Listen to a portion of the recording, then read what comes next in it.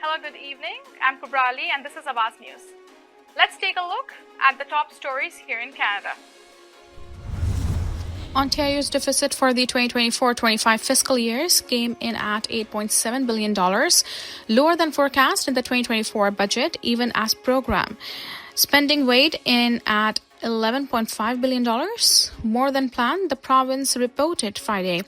The numbers are detailed in the newly released 2024-25 public accounts for Ontario, an annual retrospective showing how the government performed in a given fiscal year compared to its budget projections. While the March 2024 budget projected a deficit of $9.8 billion for the fiscal year that ended on March 31st, it came in at just $1.1 billion. That was largely thanks to higher than expected revenues of $226.2 billion. To $17.9 billion, higher than the 2024 budget projected. Speaking with reporters, Finance Minister Peter Bethlen-Falvey said the update reflects our government's continued focus on balancing smart investments with careful fiscal management in the face of ongoing challenges to the economy, including U.S. tariffs. This improvement isn't just about numbers on a page. It tells a story about people.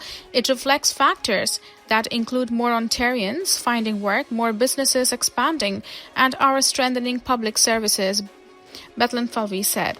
The province says the increased revenue is mainly due to increased tax revenue transfers from the federal government, higher revenues reported from the ministries and the broader public sector, as well as one-time revenue from Ontario's share of $32.5 billion legal settlement against tobacco companies.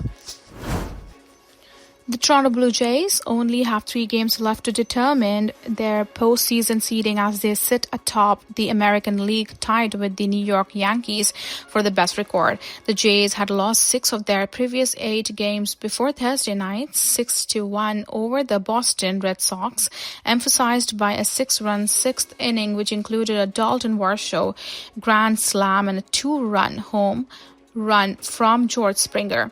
But the Yankees also won Thursday night with a 5-3 come-from-behind victory over the Chicago White Sox to match the Jays' 91-68 record. The Bronx Bombers have won 8 of their last 9 games. Both teams are headed to the playoffs, but how they perform in each of their respective 3-game series this weekend will decide their fate in the postseason. The Jays play the Tampa Bay Rays, who are in 4th place in the AL East, and the Yankees play the last-place Baltimore Orioles. Toronto's magic number, which represents any combination of Jays wins and Yankees losses that would give them the All East crown, stands at 3. So if the Jays can sweep the Rays, they'll head straight to the American League Division Series Alls, regardless of how the Yankees perform, as they hold the head-to-head tiebreaker after winning the season series 8-5. Similarly, with the Jays drop 1 game to the Rays and the Yankees do the same with Orioles, they would still earn the pennant and command home field advantage throughout the All playoffs. In a worst-case scenario, the Jays could even potentially lose all 3 of their next games and still take the All East crown so long as the Yankees do the same. However, if the Yankees pull ahead and finish the season with just 1 win more than the Jays, Toronto will be forced to play in the best-of-3 wildcard series at home. Video footage of a suspect firing shots at 2 separate homes in one early this week has now been released as York Regional Police continue their investigation into 6 shooting incidents in the city over the past month. On Wednesday, police said they have now linked 6 shootings this month at 4 separate addresses, including a home on Farrell Road, which has twice been targeted by gunfire in recent weeks. The home police said associated with Alexander Winograd, a tow truck driver who was fatally shot in 2024. In security video released by police on Friday, an SUV is seen pulling up to the Farrell Road home before a suspect exits the passenger side of the vehicle and begins firing at the house. Moments later, a doorbell camera captures the same SUV pulling up To a home on Allison Ann Way nearby, a suspect begins shooting at another home before fleeing the scene. Police said both homes were occupied at the time of the shootings, but no injuries were reported. Police would not confirm if they believe the shootings are connected to recent violent incidents linked to the towing industry. Police have described the suspect vehicle as a silver or white SUV. Investigators are seeking any additional video surveillance from the area or anyone who may have captured dashcam video on the roadways at the time, police said in a news release issued on Friday. Anyone who has not yet spoken to police is asked to please come forward. Toronto police say a third person has been arrested in connection with human trafficking investigation involving 2 underage victims. In an update news release, investigators say they began the probe in June and previously announced charges against a man and a woman who were accused of trafficking a 14-year-old and 17-year-old girl through deception, coercion, and control. Police say the accused created online ads for sexual services, transported the victims to hotels, and kept the money they earned. On September 18, officers executed 3 search warrants at 2 locations and a vehicle. As a result, 19-year-old Dejon Clark of Toronto was arrested. He faces multiple charges, including human trafficking, firearm offenses, child pornography offenses, drug trafficking, sexual assault, and sexual interference with a person under 16.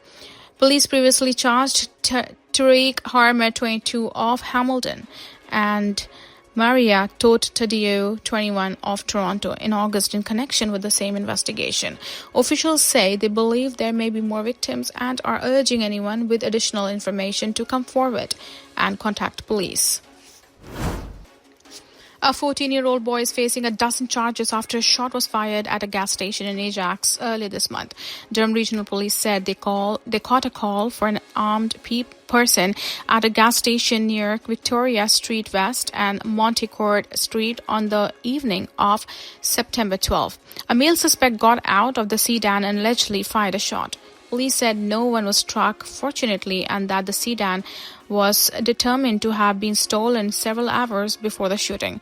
3 days later, on September 15, officers found the sedan unoccupied in Pickering. The investigation uncovered that the suspect was believed to be linked to 3 more stolen vehicles. In a news release on Friday, police announced the suspect, a teenager from Pickering, was taken into custody the previous day. The boy has been charged with discharging a firearm with intent to endanger life, possession of prohibited or restricted firearm, occupying a motor vehicle with a firearm, possession of a loaded firearm, possession of an electronic device for motor vehicle theft, possession of a brake and instrument, 3 counts of driving a motor vehicle without a license, and 3 counts of possession of property obtained by crime over $5,000. The charges have not been tested in court. He cannot be identified under the provisions of Youth Criminal Justice Act.